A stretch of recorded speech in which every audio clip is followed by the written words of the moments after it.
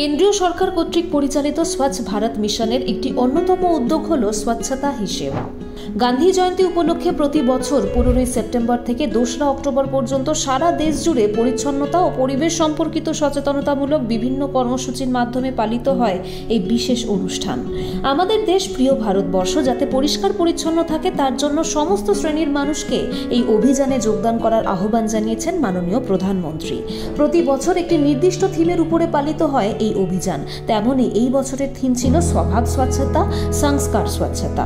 তাই এই অভিযানটি সফল করে তুলতে বিশেষভাবে অংশ নেয় পশ্চিমবঙ্গ সরকার। সম্প্রতি পরিবেশ দপ্তরের ইস্ট কলকাতা ওয়েটল্যান্ডস ম্যানেজমেন্ট অথরিটির উদ্যোগে বড় ছয়নাভি মৎস্যজীবী সমবায় সমিতি লিমিটেডে আয়োজন করা হয় একটি সচেতনতামূলক অনুষ্ঠানের। এই অনুষ্ঠানে উপস্থিত ছিলেন জীববৈচিত্র্য পর্ষদের মেম্বার সেক্রেটারি শ্রীমতী তৃপ্তি শাহ, উত্তর 24 পরগনার ফিশারি বিভাগের অ্যাসিস্ট্যান্ট ডিরেক্টর ডক্টর পার্থ সারথী কুণ্ডু, ছিলেন বিভিন্ন নামকরা এনজিও থেকে তাদের প্রতিনিধিরা এবং সংলগ্ন এলাকার স্কুলের শিক্ষক শিক্ষিকা ও ছাত্রছাত্রীরা।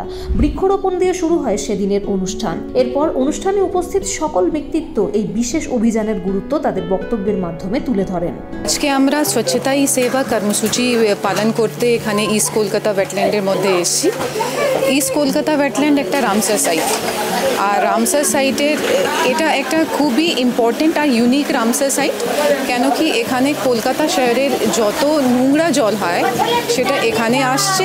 এখানে যে অনেকগুলো ভেড়ি আছে, 250টা মতন এখানে ভেড়ি আছে, ওই ভেড়িগুলোতে ওই নোংরা জলটা ঢুকে, নোংরা জল ওখান থেকে পরিষ্কার হয়, ওই মাছ চাষ হয়, ওই পরিষ্কার জলটা পরে আবার বেরিয়ে যায়।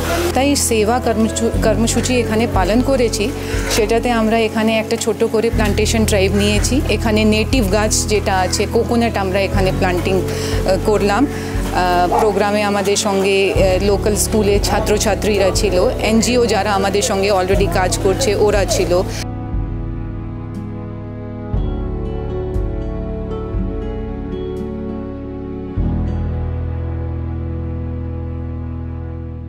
অনুষ্ঠানে উপস্থিত সকলকে বিভিন্ন গাছের বীজ বল দেওয়া হয় যাতে গাছ লাগানোর কাজে সকলে নিযুক্ত হতে পারেন।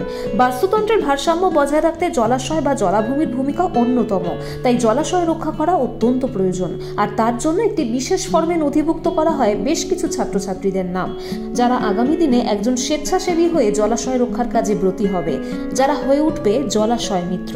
এই বিশেষ কাজে যুক্ত হবার জন্য সাধারণ মানুষ এবং আগামী প্রজন্মের হাত ধরে অনুষ্ঠানে উপস্থিত সকলের শপথ গ্রহণের মাধ্যমে শেষ হয় সেদিনের অনুষ্ঠান।